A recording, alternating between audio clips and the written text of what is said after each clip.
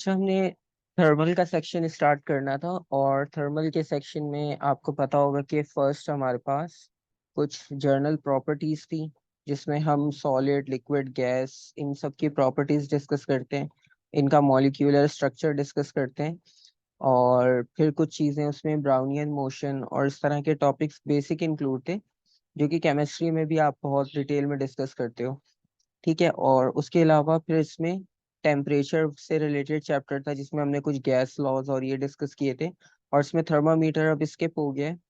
तो थर्मामीटर के भी एमसीक्यूज काफ़ी होते थे पहले, अब वो नहीं हमने डिस्कस करने। तो थर्मामीटर भी आपके पास स्किप हो गया। और उसके अलावा जो थर्ड हमारे पास चैप्टर था थर्मल में, उसमें हम transfer of thermal energy discuss करते हैं, जिसमें कंडक्शन, कन्वेक्शन, रेडिएशन, ये वाले टॉपिक्स आपके पास इंक्लूड थे। तो वो टॉपिक आपके पास बिल्कुल सेपरेट है, डिफरेंट है बाकी से। तो हम पहले उसी से स्टार्ट कर लेते हैं। फर्स्ट सेक्शन हमारे पास वही है, ट्रांसफर ऑफ थर्मल एनर्जी। तो जो हमने कंडक्शन, कन्वेक्शन और रेडिएशंस के टॉपिक्स को डिस्कस किया था, ये उससे रिलेटेड है। ठीक है। तो इसको हम स्टार्ट करते हैं।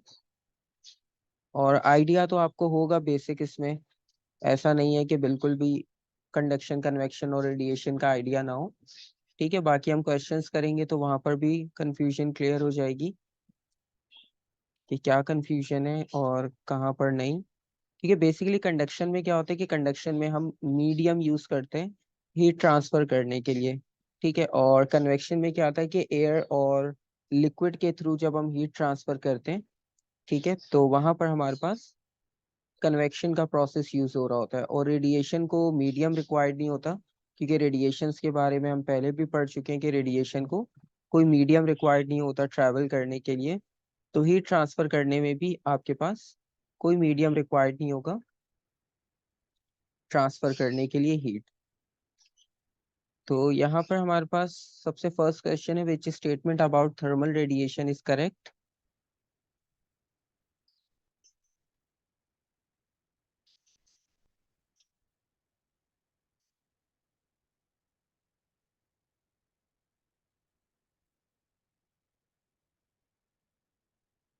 ठीक है। Option A, in vacuum thermal radiation travels eight speed of light. क्योंकि रेडिएशन के बारे में हमने इलेक्ट्रोमैग्नेट में भी पढ़ा है। और रेडिएशन को क्योंकि मीडियम रिक्वायर्ड नहीं है, तो इसका मतलब ये है कि उनकी स्पीड आपके पास थ्रू आउट द मीडियम कोई भी हो, सेम रहेगी। तो in a vacuum thermal radiation travel at speed of light, बिल्कुल सही। और लॉन्गिट्यूडनल नहीं होती, वो नेचर में ट्रांसवर्स होती है। तो ऑप्शन बी भी पॉसिबल नहीं है। और अल्ट्रा वायलेट होना कोई कंपलसरी नहीं है, क्योंकि अल्ट्रा वायलेट डिफरेंट रेंज की वैल्यू है आपके पास, और थर्मल आपके पास डिफरेंट उसमें कंसिडर की जाती है। Part two, a slice of bread is placed under a red hot electric grill to make toast. How does heat energy reach the bread? अब यहाँ पर हमने ग्रिल के नीचे रखा है एक स्लाइस ऑफ ब्रेड। ठीक है। और ग्रिल बेसिकली आपके पास हीट अप होगी, और उसकी वजह से जो है वो ब्रेड तक एनर्जी ट्रांसफर होगी। और अब हमने ट्रांसफर बताना है कि एनर्जी का ट्रांसफर किस तरह से होगा। Convection and radiation.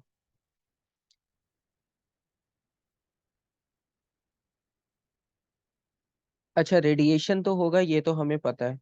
ठीक है। तो सी और डी में से पॉसिबिलिटी हो सकती है। और जो कन्वेक्शन वाली बात है, कन्वेक्शन में आपको याद होगा जब हमने कन्वेक्शन को डिस्कस किया था, तो कन्वेक्शन में हमने हीटर की एग्जांपल ली थी।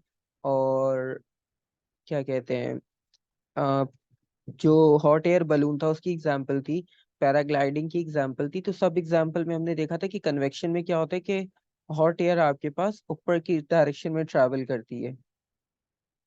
ठीक है। तो कन्वेक्शन में आपके पास जब हम एयर को हीट अप कर रहे हैं, एयर मॉलिक्यूल्स की एनर्जी इंक्रीज हो रही है, तो वो अपर डायरेक्शन में मूव करती है। हमने हीटर की एग्जांपल ली थी, हीटर को भी हम ग्राउंड पर रखकर जो है वो ऑन इसलिए करते हैं क्या, ताकि वो आपके पास एनर्जी को ऊपर की डायरेक्शन में ट्रांसफर कर सके। और नॉर्मली आपने देखा होगा एसी जो है वो हाइट पर लगाया जाता है। क्योंकि उसका टेम्परेचर लो होता है तो एयर को वो डाउनवर्ड ट्रांसफर करता है, और हॉट एयर आपके पास या हाई एनर्जी की एयर जो है वो अपर डायरेक्शन में मूव करती है। तो इस वजह से यहाँ पर जो ग्रिल होगी, ग्रिल का जो कन्वेक्शन प्रोसेस होगा, उसमें भी एयर आपके पास कन्वेक्शन के थ्रू अपर डायरेक्शन में मूव करेगी। ठीक है, तो इसका मतलब ये है कि ग्रिल से जो भी ब्रेड की तरफ आपके पास एनर्जी ट्रांसफर हो रही है वो सिर्फ रेडिएशन के थ्रू होगी। ठीक है, वालेकुम अस्सलाम।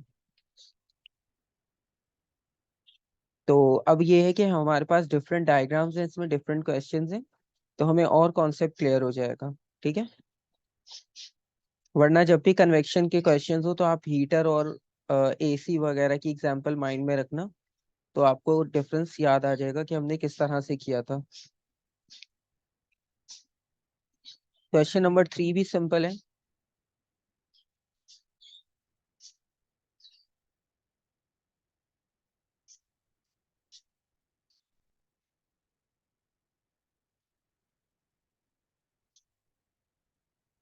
A solid bar is heated at one end. How is thermal energy transferred to the other end of the bar? Solid bar को हमने हीट किया है तो दूसरे एंड तक एनर्जी किस तरह से ट्रांसफर होगी? ए और डी। ठीक है, ए ऑप्शन में मेंशन है heated molecules move along bar carrying energy to the other end. ठीक है, heated molecules vibrate more rapidly and pass energy to other molecules. अच्छा, अब इन दोनों में सिर्फ डिफरेंस पता है किस चीज का है? यहाँ पर मेन कंसर्न हमारा जो है वो मूव और वाइब्रेट के साथ है। अब क्योंकि हम सॉलिड की बात कर रहे हैं तो सॉलिड में आपके पास जो है वो वाइब्रेशन पॉसिबल है। ठीक है, तो आपके पास ऑटोमेटिक दोनों ऑप्शन में से एक ऑप्शन फिल्टर आउट हो जाएगा, और आपका आंसर जो है वो डी ऑप्शन होगा, क्योंकि आपके पास उसमें वाइब्रेशन हो रही है। सॉलिड्स में वाइब्रेशन होती है, मॉलिक्यूल सिर्फ वाइब्रेट कर सकते हैं, तो इसलिए heated molecules vibrate more rapidly and pass energy to other molecules. तो वाइब्रेशन वाला कॉन्सेप्ट बिल्कुल क्लियर है आपके पास सॉलिड से रिलेटेड, तो इसलिए ऑप्शन डी आपके पास राइट ऑप्शन होगा।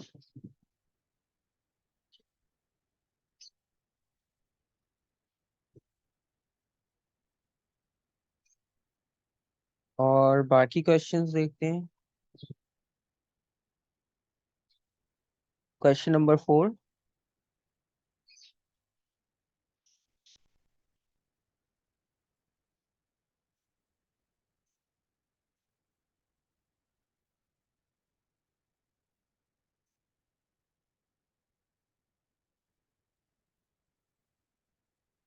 Question number 4, option A. The tube inside solar heating panels use the sun radiation to warm water.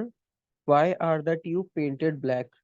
ठीक है, बहुत सिंपल सा कॉन्सेप्ट है। आपके पास ब्लैक जो है वो गुड एब्जॉर्बर है और गुड रेडिएटर भी है, तो इस वजह से ब्लैक कलर यूज किया जाता है, ताकि आपके पास एब्जॉर्प्शन अच्छी हो सके हीट की, और वाटर को आप इजीली हीट अप कर सको।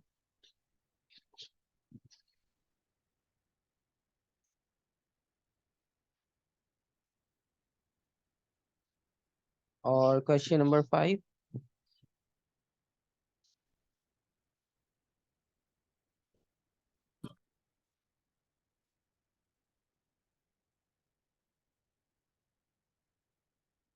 Question number 5, a copper rod is heated at one end. Which statement describe how heat transfer occurs in copper?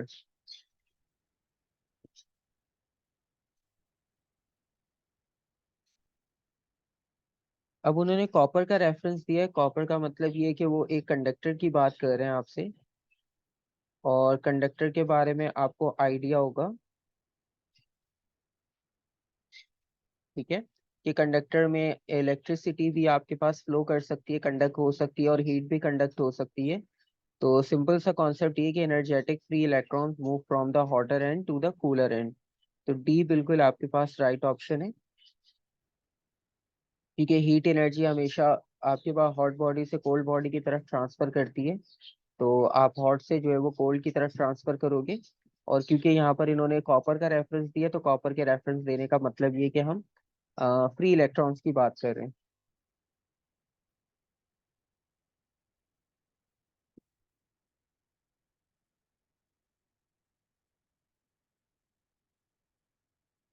Question 6 भी सेम है, कॉपर से रिलेटेड है, फ्री इलेक्ट्रॉन्स का कॉन्सेप्ट है। बिल्कुल ठीक है। तो उन्होंने सेम क्वेश्चन दो डिफरेंट रेफरेंस से पूछा हुआ है। Question number 7।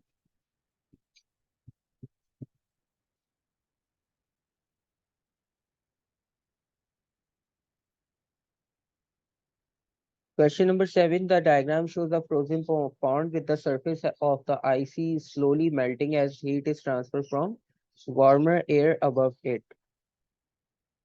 By which process is heat transferred from air to ice? अब एयर से आइस पे हीट कैसे ट्रांसफर हो रही है? तो आपने कहा रेडिएशन और कंडक्शन। ठीक है, क्योंकि एयर आपके पास कंटिन्यूसली कांटेक्ट में आइस सरफेस के साथ, ये चीज वहां पर मेंशन भी है। बिल्कुल सही। ठीक है, heat transfer from air to ice. तो हीट आपके पास ट्रांसफर हो रही है तो एयर आपके पास आइस के साथ कांटेक्ट में होगी, तो इसका मतलब ये है कि हम यहाँ पे कंडक्शन भी कंसिडर कर सकते हैं और रेडिएशन भी कंसिडर करेंगे। तो डी आपके पास राइट ऑप्शन होगा।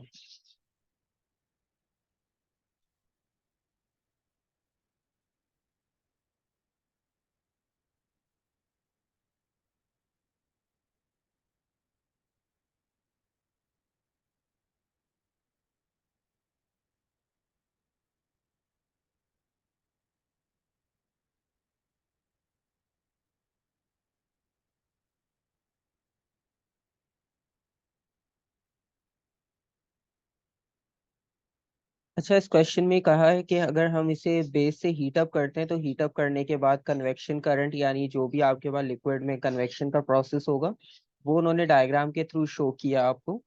और अब ये बताना है विच स्टेटमेंट एक्सप्लेन दिस। अब आपने एक स्टेटमेंट सेलेक्ट करनी है कि कौन सी स्टेटमेंट आपके पास इसमें क्लियरली इसको एक्सप्लेन कर रही है।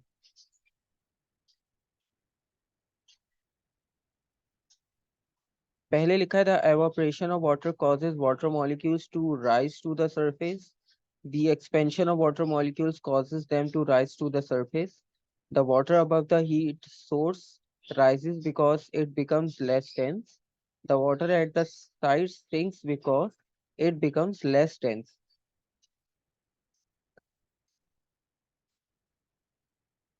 अच्छा, एवापोरेशन की बात की है तो एवापोरेशन में आपको पता है कि वो तो सरफेस से ही पॉसिबल होता है। ठीक है, वो पूरे लिक्विड के उससे पॉसिबल नहीं है, वो तो बॉइलिंग का प्रोसेस होगा। ठीक है, तो इसलिए ए तो पॉसिबल नहीं है, क्योंकि उसमें उन्होंने कहा है कि evaporation causes water molecules to rise to the surface. Evaporation तो खुद सरफेस से स्टार्ट होती है, तो मॉलिक्यूल्स को सरफेस तक आपके पास ट्रेवल नहीं करवा सकती। और दूसरा, the expansion of water molecules causes them to rise to the surface. अब एक्सपेंशन की बात की है उन्होंने, तो एक्सपेंशन में कोई एज सच आपके पास प्रोसेस नहीं है जिस तरह से सॉलिड में होता है, क्योंकि लिक्विड तो आपके पास फ्री टू मूव है। और जो ऑप्शन सी है आपके पास, ऑप्शन सी में कहा है the water above the heat source rises because it becomes less dense. तो जो डायग्राम में उन्होंने शो किया है, तो डायग्राम में शो करने का उनका रीजन यही था कि जो वाटर मॉलिक्यूल को हीट सप्लाई होगी, तो वो आपके पास उनकी डेंसिटी लेस होगी और वो अपर डायरेक्शन में मूव करेंगे। ठीक है, तो सी आपके पास राइट ऑप्शन है, क्योंकि जो उन्होंने सेटअप दिया उस सेटअप के अकॉर्डिंगली आपने स्टेटमेंट बतानी है, तो वो स्टेटमेंट आपके पास ये क्लियरली मेंशन कर रही है।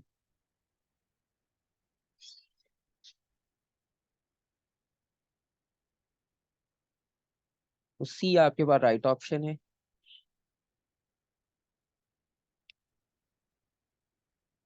इसमें आपके पास डिफरेंट कलर्स दिए हुए हैं और डिफरेंट कलर्स के साथ ये पूछा है कि which metal plate absorb more energy and which plate emits more energy. ठीक है, ऑप्शन ए ब्लैक एब्जॉर्ब करेगा और ब्लैक ही मोर एमिट करेगा।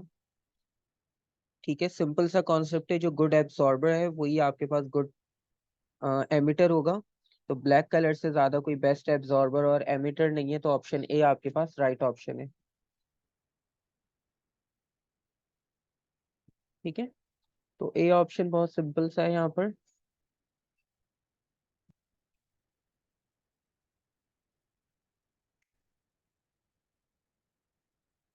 सॉस पैन में वाटर को हम हीट अप कर रहे हैं, और कुछ ऑप्शंस आपके पास दिए हैं कि how heat is transfer through the aluminium pan and through the plastic handle. तो दो अलग अलग इसमें ऑप्शंस दिए हैं, दो कंडीशंस दिए, एक प्लास्टिक के लिए दिए और एक एल्यूमिनियम पैन के लिए दिए एग्जांपल। तो दोनों में से आपने अब सेलेक्ट करना है कि कौन सा कॉम्बिनेशन आपके पास बेस्ट होगा यहाँ पर।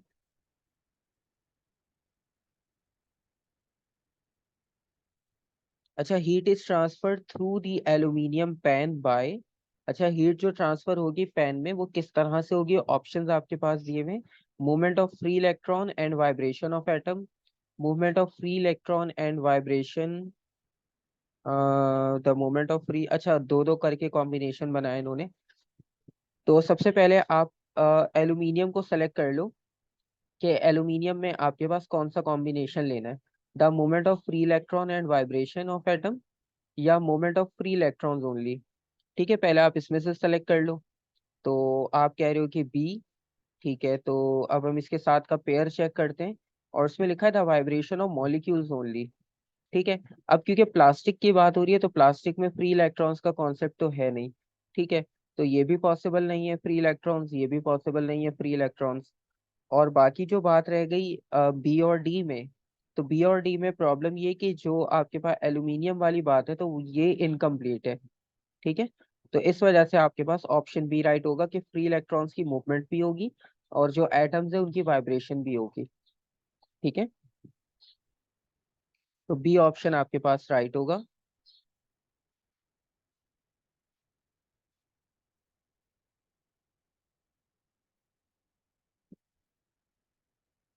अच्छा, 11 भी आप देख लो क्योंकि इसमें ऑलमोस्ट हर क्वेश्चन में एग्जाम्पल्स अलग अलग है। तो जितनी एग्जाम्पल्स आप डिस्कस कर लोगे उतना आपको क्लियर आइडिया होगा कंडक्शन, कन्वेक्शन, रेडिएशन से related.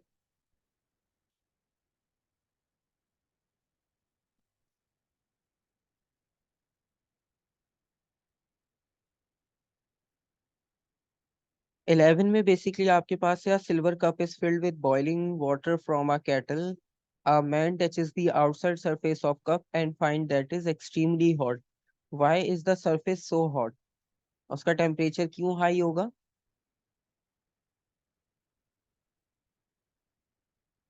D, the shiny surface is a good emitter of infrared radiation. ठीक है। अच्छा देखो, अब आपके पास आपने डी सेलेक्ट किया और एक आंसर आया बी। अब डी में क्या है कि the shiny surface is a good emitter of infrared radiation. अब एमिटर की बात की है उन्होंने और उसमें सिर्फ एक स्पेसिफिक बात की है, इंफ्रारेड रेडिएशन की। ठीक है, और हमें ये पता है कि सबसे इम्पोर्टेंट आपके पास हिंट उसने क्वेश्चन में दी है सिल्वर कप लिखकर। सिल्वर कप लिखने का मतलब ये कि वो कंडक्टर की बात कर रहा है। और कंडक्टर का मतलब ये हुआ कि आपने कुछ भी इसमें आंसर के बारे में इतना डिटेल नहीं सोचना। सिंपल सा आपके पास ऑप्शन है silver is a good conductor of heat. ठीक है, अब कन्वेक्शन की बात की है, कन्वेक्शन आपके पास बिल्कुल हो रही है लेकिन कन्वेक्शन की वजह से जो हमारा मेन क्वेश्चन है, ठीक है, अब उसमें कहा है कि why is the surface so hot, तो सरफेस की बात हो रही है। कन्वेक्शन की बात अगर करेंगे हम तो वो ऊपर की डायरेक्शन में जाता है। तो ए ऑप्शन का कोई सेंस नहीं बन रहा हमारे उसके लिंक के साथ। और सी और डी की भी अगर हम बात करें तो सी तो लेटेंट हीट पर चला गया, लेटेंट हीट का तो कोई लिंक ही नहीं था अभी तक यहाँ हमारे पास कोई, ना हम उसको कैलकुलेट कर रहे हैं यहाँ पे मास के रिलेटेड। और जो शाइनी सरफेस वाली बात थी तो शाइनी सरफेस आपके पास गुड एमिटर होगा इंफ्रारेड का। लेकिन अभी फिलहाल हम जो है वो जो हीट उसने एब्जॉर्ब की है, क्योंकि हीट एब्जॉर्ब तो उसने लिक्विड किससे की है, बाहर किसी उससे जो है वो उसने एब्जॉर्ब नहीं की जो वो उसे रिफ्लेक्ट करवा दे। तो बी आपके पास सिंपल सी चॉइस है कि वो गुड कंडक्टर है हीट का, इस वजह से उसका सरफेस जल्दी से हीट अप हो गया।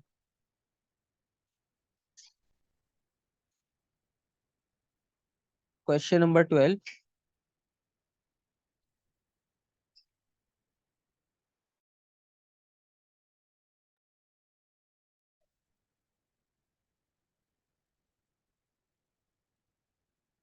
Question number 12. Four containers are filled with equal volume of water at same temperature. A, B are shaded by a tree. Sunlight falls on container C and D. From which container does the water evaporate first?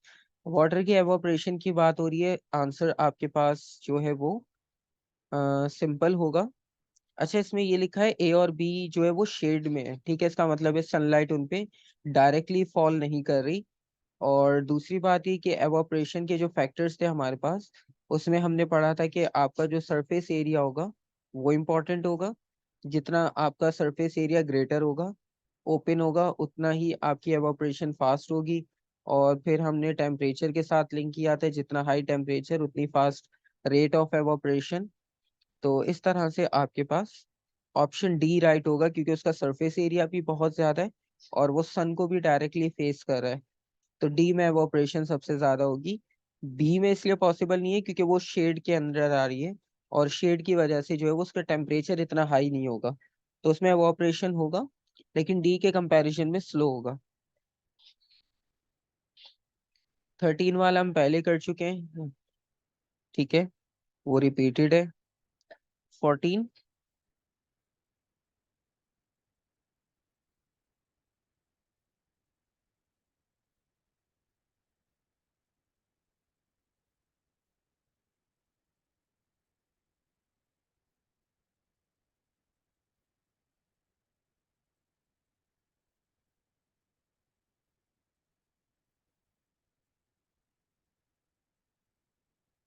ठीक है, option A. अच्छा, ये भी आपके पास basically evaporation से related है। Evaporation का phenomena है यहाँ पर, और इसमें यह है कि अभी हमने दो फैक्टर वाली एग्जांपल ऊपर देखी। अब यहाँ पर एक तीसरा फैक्टर भी इन्वॉल्व हो जाएगा। और तीसरा फैक्टर ये इन्वॉल्व होगा कि जो आपके पास विंड की स्पीड होती है वो भी एवापोरेशन को इफेक्ट करती है काफी ज्यादा। तो यहाँ पर ये है कि सनी डे में नॉर्मली आपके पास जब उसे आप बिल्कुल ओपन सरफेस एरिया के साथ हैंग कर दो और वो अनफोल्डेड हो, तो उसमें आपके पास जो है वो टॉवल जल्दी ड्राई हो जाएगा, क्योंकि इसमें आपके पास तीनों फैक्टर जो है वो, एक तो हाई टेम्परेचर भी है, विंड की स्पीड भी ज्यादा है, अनफोल्डेड का मतलब है सरफेस एरिया भी ज्यादा है। तो हम तीनों चीजें इन यहाँ पर जो है वो कंसिडर कर रहे हैं एवोपरेशन के फैक्टर्स के कंपैरिजन में। तो इसलिए यहाँ पर आपके पास ऑप्शन ए बिल्कुल एक्यूरेट आंसर होगा।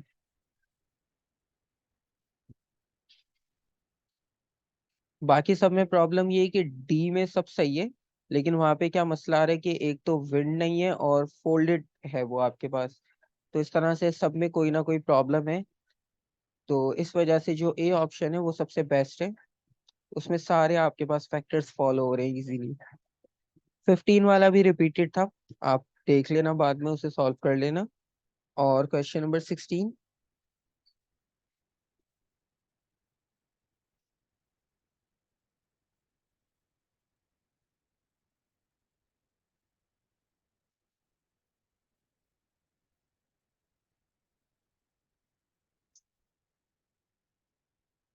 16 में कहा है कि a student uses a double walled glass vessel to contain a hot liquid।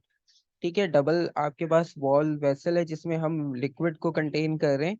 और लिक्विड को कंटेन करने के बाद कुछ कंडीशन है आपके पास यहाँ पर, कि हॉट लिक्विड है एक साइड पर, बीच में ग्लास वॉल्स कंसिडर किया है, फिर स्पेस है, फिर उसके बाद एयर है आउटसाइड।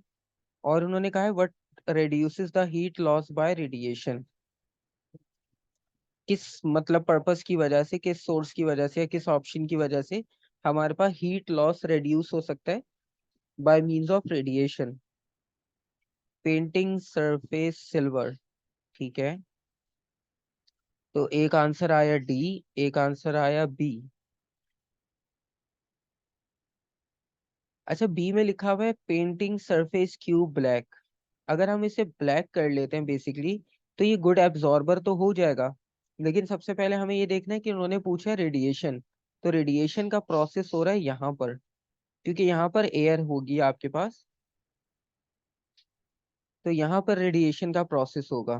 ठीक है, तो रेडिएशन प्रोसेस बेसिकली हो रहा है आपके पास राइट हैंड साइड पर। तो राइट हैंड साइड का मतलब ये कि आपने सरफेस एस, ये वाला सरफेस जो आउटर सरफेस है, इसको पेंट करना होगा।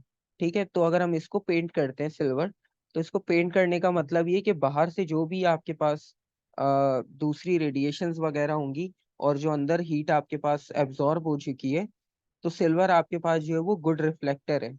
तो वो उसको रिफ्लेक्ट कर देगा, एब्जॉर्ब नहीं करेगा, और जब एब्जॉर्ब नहीं करेगा तो बाहर उसको रेडिएशन के थ्रू एमिट भी नहीं करेगा। तो इस वजह से आपके पास 16 का ब्लैक में भी तो हीट लॉस रिड्यूस कर सकता है ना? कौन कौन सा? Black colour. अच्छा, ब्लैक कलर में पता है क्या, ब्लैक कलर एब्जॉर्बर है और एमिटर है। अगर आपने ब्लैक कलर कर दिया क्यू को, ठीक है, तो क्यू को करने में कोई इतना प्रॉब्लम नहीं है, क्योंकि क्यू को तो वैसे पहले आपके पास हॉट लिक्विड मिल रहा है एक सोर्स, तो कंडक्शन का प्रोसेस तो वहां पहले से ही है। ठीक है। अब उन्होंने क्वेश्चन ये पूछा है कि रेडिएशन जो आपके पास हो रही है, रेडिएशन को कैसे रिड्यूस कर सकते हैं, उसका हीट लॉस। तो उसके हीट लॉस के आपके पास ये कॉन्सेप्ट है कि जो हमारा राइट हैंड साइड पर रेडिएशन होगा, सबसे पहले तो हमें ये चेक करना है कि रेडिएशन हो कहाँ रहा है। तो रेडिएशन हमारे पास राइट हैंड साइड पर हो रहा है, क्योंकि वहां पर एयर आउटसाइड है। ठीक है। और उस सरफेस को हम सिल्वर इसलिए पेंट कर लेंगे कि जो भी आपको लेफ्ट हैंड साइड से हीट मिल रही होगी, तो वो उसे एब्जॉर्ब नहीं करेगा इतना। और बाहर से भी जो आपके पास दूसरी रेडिएशन होंगी या दूसरी आपके पास हीट सोर्स होंगे, वो उन्हें भी रिफ्लेक्ट बैक कर देगा। ठीक है।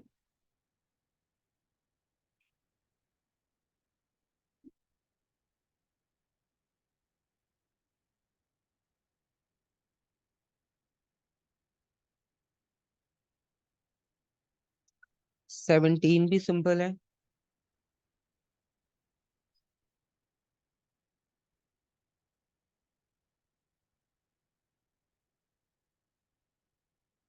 17 में पूछा, in hot weather people use electric fans to keep cool, why do the fan make them feel cool. ठीक है। अब आप पहला ऑप्शन देखो तो उसमें लिखा है दे change one form of energy into another. तो बेसिकली ये उनका मेन पर्पस है। ठीक है, उसमें ये नहीं पता चल रहा कि उससे टेम्परेचर लो कैसे हो रहा है।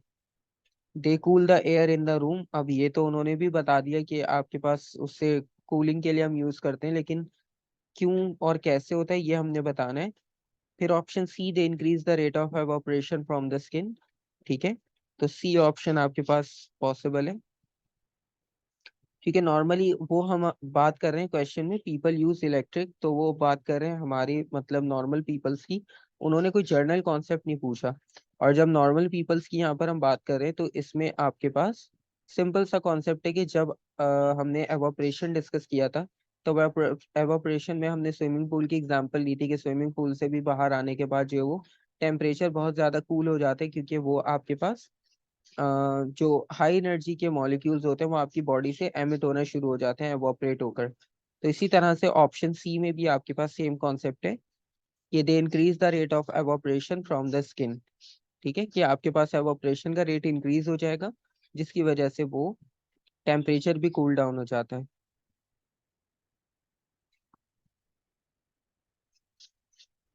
18 भी सिंपल है, यहाँ पे भी डिफरेंट कलर्स और डिफरेंट कंडीशंस दी हैं, और आपने बताना है which cools the most rapidly.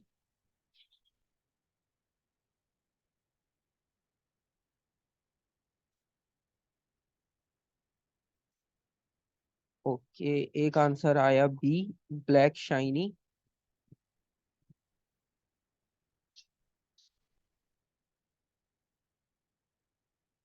ठीक है, आपके पास आइडेंटिकल केन है, सिर्फ कलर और टेक्सचर डिफरेंट है। और उन्होंने कहा है कि 100 सेंटीमीटर क्यूब का वॉल्यूम है और 70 डिग्री सेल्सियस हमने इस टेम्परेचर का वाटर आपने हर केन में रखा है। अब आपने बताना है कि कौन जल्दी आपके पास कूल डाउन होगा।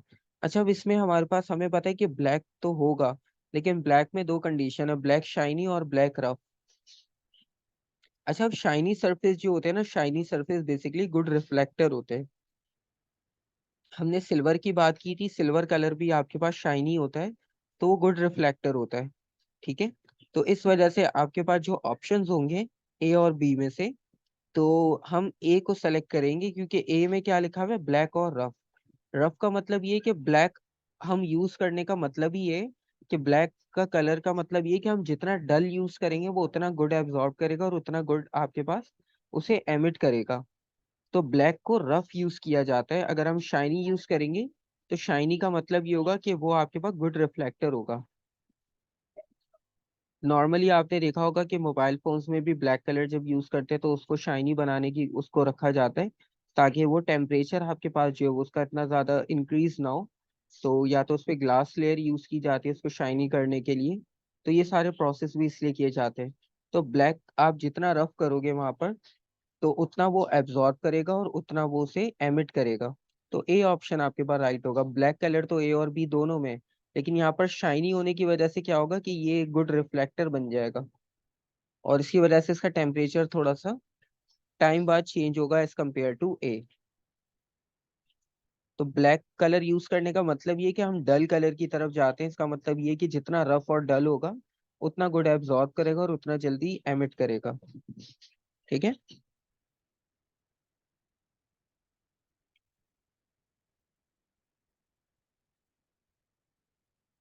अच्छा, ये रेफ्रिजरेटर वाला क्वेश्चन है। इसमें आपने बताना है what happens to the density of this air and to its position inside the refrigerator.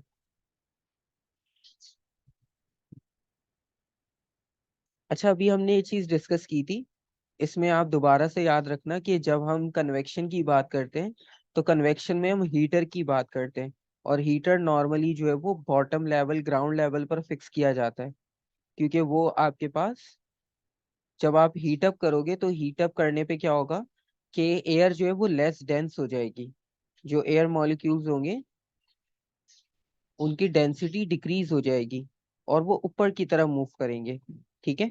लेकिन रेफ्रिजरेटर और एयर कंडीशनर में कॉन्सेप्ट डिफरेंट होता है। उसमें क्या होगा कि वो आपके पास टेम्परेचर कूल कर रहे हैं। टेम्परेचर कूल करने का मतलब ये हुआ कि आप मॉलिक्यूल्स को और डेंस कर रहे हो। और डेंस करने का मतलब ये हुआ कि आपके पास जो एयर होगी वो डाउनवर्ड मूव करेगी। ठीक है। तो डेंसिटी आपकी जो है वो इंक्रीज होगी और सिंक्स टू द बॉटम। क्योंकि जब आपके पास लेस डेंस होती है, जो एयर जितना लेस डेंस होगी वो ऊपर की तरफ जाएगी, जो जितना हैवी होगी जो जितना डेंस होगी वो डाउनवर्ड जाएगी। तो इसलिए हमारे पास रेफ्रिजरेटर में जब आइस बॉक्स का उन्होंने रेफरेंस दिया है, तो आइस बॉक्स का रेफरेंस देने का मतलब ये है कि वो एयर को डेंस करेगा, और डेंस करने में आपके पास वो सब डाउनवर्ड मूव करेगी। ठीक है।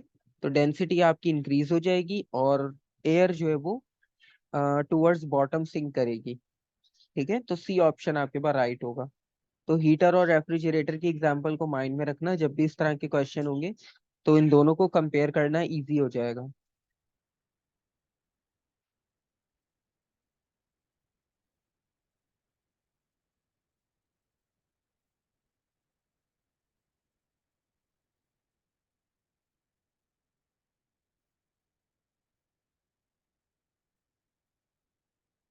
अच्छा, ये भी सेम है, कलर्स का रेफरेंस दिया हुआ है। ये भी आप ट्राई करना, फिर बताना अगर कुछ सॉल्व नहीं होता तो। ये वाला देखियो, ये वाला आप देख लो, vacuum flask. In a vacuum flask which method of heat transfer are prevented by vacuum.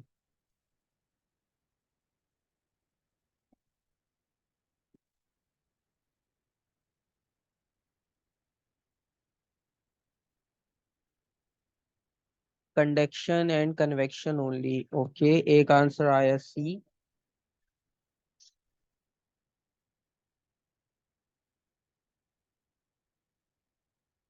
ठीक है। तो नॉर्मल हमने वैक्यूम फ्लास्क का पूरा टॉपिक किया था। वैक्यूम फ्लास्क के टॉपिक में हमारे पास ये चीज क्लियर थी कि कंडक्शन और कन्वेक्शन का मेथड आपके पास जो है वो वैक्यूम में यूज किया जा रहा होता है, बेसिकली उसको प्रिवेंट करने के लिए। तो सिंपल सा कॉन्सेप्ट है वैक्यूम फ्लास्क, एक बार आप और चेक कर लेना।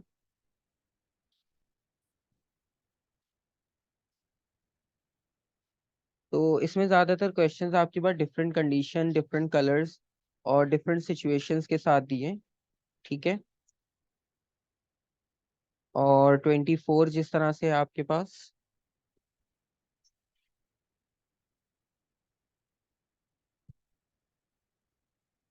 अब इसमें क्या, आइस को आपने फ्रीजर से रूम में रखा, आइस मेल्ट हो गई और वाटर रूम टेम्परेचर पर आ गया। तो energy transfer during melting, energy कहाँ ट्रांसफर होगी? From room to ice. और energy transfer after melting from room to water. ठीक है। क्योंकि पहले आपके पास रूम का टेम्परेचर ज्यादा था, हीट एनर्जी ट्रांसफर होगी रूम टू आइस, और उसके बाद फिर रूम टू वाटर, क्योंकि बाद में वो वाटर बन गया। ठीक है।